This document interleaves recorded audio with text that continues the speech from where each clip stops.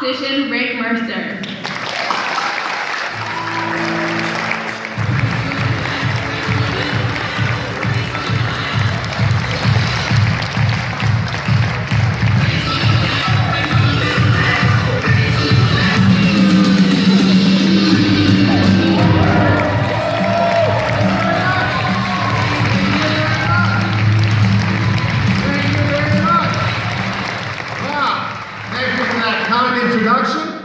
I know what you're thinking, my God, he's so tall. Welcome to Coast to Coast to Coast, my 15 years on the Canadian Highway. That's my title, my 15 years on the Canadian Highway. I went with that title because I Am Malala was taken. When I started the Mercer Report 15 years ago, we didn't know that I was going to be on the highway as often as I was. A decade and a half is a very long time to go without unpacking. But when we started the show, we didn't even have a concept. All we had was a notion. I had done a bunch of shows, my partners and I had done a bunch of shows. The time had come, we decided we wanted to do our own show. And we looked around, and it was a very exciting time in Canadian television 15 years ago, if you could believe it. People were making some very good shows. Friends of mine were making some very good shows, and they were making out like bandits. They were making fortunes. Because what they were doing was, and this was very clever, they were making really good TV shows, and they were doing everything in their power to ensure that anyone watching the show would have no idea that the show was Canadian.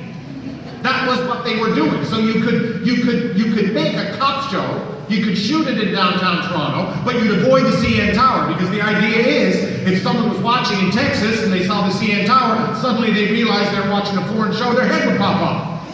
So they were making Canadian shows nobody knew was Canadian. They were doing great. And I thought, God love them. But we looked at that. That seemed to be the thing to do. And I just thought, you know what? I don't really want to do that. More power to them. I don't want to do it. I said, let's go the other way. We'll swing the pendulum the other way. Let's make the most unapologetically Canadian show we can possibly imagine.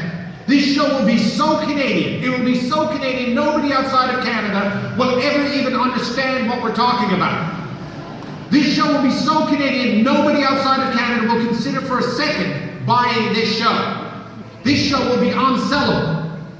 Now, when that's your business model, there's really only one network you can go to. So we went to the CBC, and we pitched them the show, and I remember the executive said, okay, so you're going to take everything great about Canada, and you're going to put in one show. I said, yes, that's exactly what we're going to do. And not only that, I said, I'm going to answer that question, what does it mean to be Canadian? Because Canada's a funny country. Other countries, they don't ask that question. What does it mean to be Canadian? We are the only ones who ask that question. I mean, the federal government had a Crown inquiry, a royal inquiry that looked into the question of what does it mean to be a Canadian. They spent like $25 million, produced 18 phone books, they still didn't answer the question.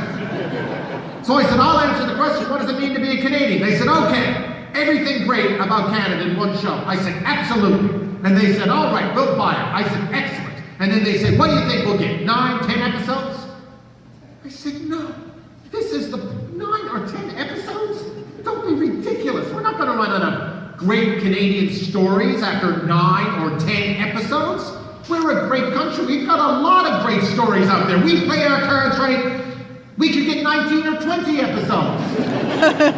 250 episodes later, over 500 segments, we never came close to running out once. And I knew we wouldn't run out.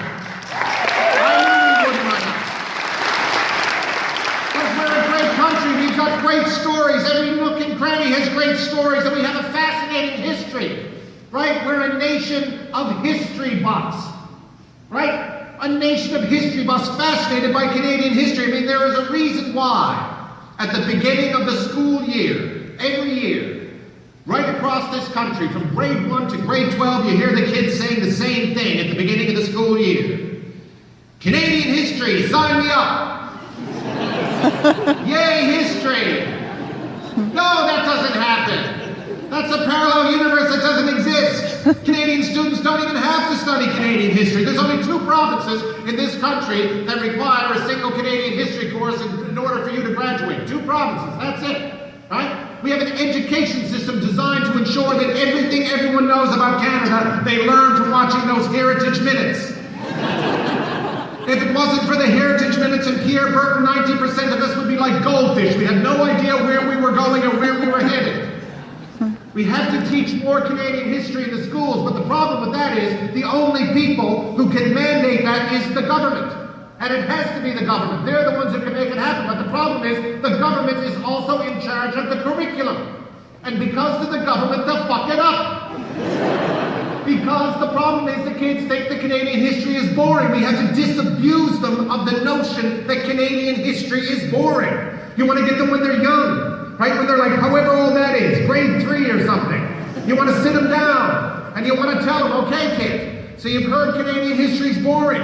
Canadian history is not boring. Canadian history is about blood and guts and adventures and explosions and rogues and pirates and drunken sodomites. And that's just Parliament Hill in the late 1980s. Canadian history is about fighting long and hard on the right side of 2 world wars. It's about leading the entire world in opposing apartheid. It's about inventing the zipper, the Robinson screwdriver, discovering insulin, and the fact that a Canadian in 1969 invented the only known cure for the hangover, the bloody Caesar. So many great Canadian stories left to tell. Now see, some kids get Canadian history in school because their teachers, they like history, so they just like work it into whatever lesson they're teaching, right? I got an email from a kid last year. I would get a lot of emails from kids because they would watch the show and they would think I was a stuntman, right?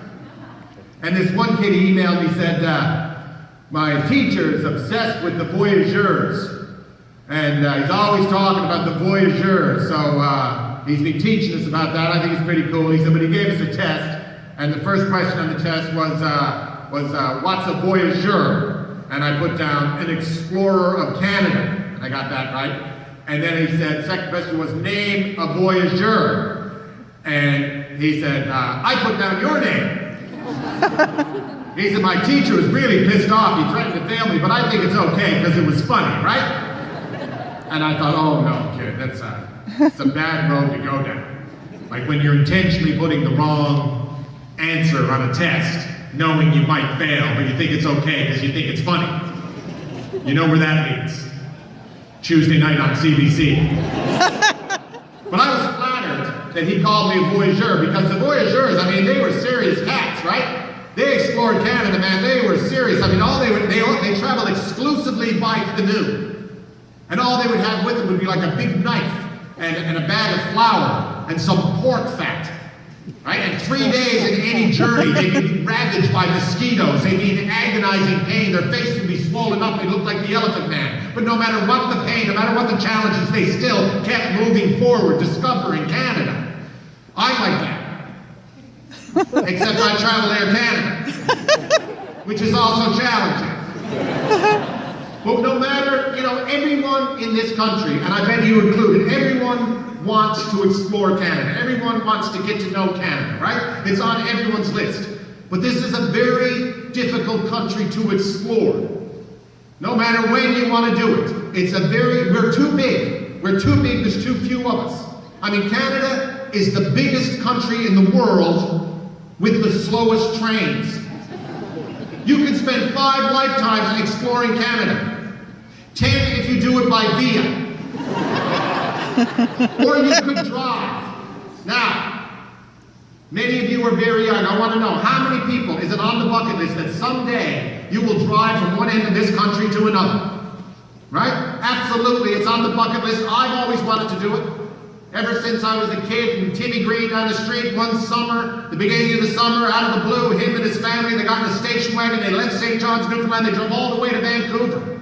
Right? I remember watching that station wagon go, and I was thinking, as God is my witness, when I'm an adult, I'm going to make that drive. And now that I am an adult, now that I've spent 15 years traveling the country, I know better. Driving across Canada is not an adventure, it is an exercise in madness. Seriously, you gotta do it. If you're gonna do it, you gotta start somewhere. Right? Might as well start in my neck of the woods, St. John's, Newfoundland. Right? Very close to the most easterly point in North America. Great spot to start. I promise if you go there, you'll love it. You'll have a great time. You'll get in the car and you'll start driving west, right? Oh, you'll love it. You're driving and driving. Amazing. Driving and you're seeing stuff you've never seen before. It's amazing. The street is gorgeous. And you're driving and driving and driving and driving and driving and driving. 9 hours later, portion of Newfoundland. One child has eaten another. You've been dodging moose the entire way. You still got 5.5 hours until you get to the lineup to the ferry. The really long lineup. Then you got 6.5 hours in the North Atlantic. Take grab all, you're going to need all of them.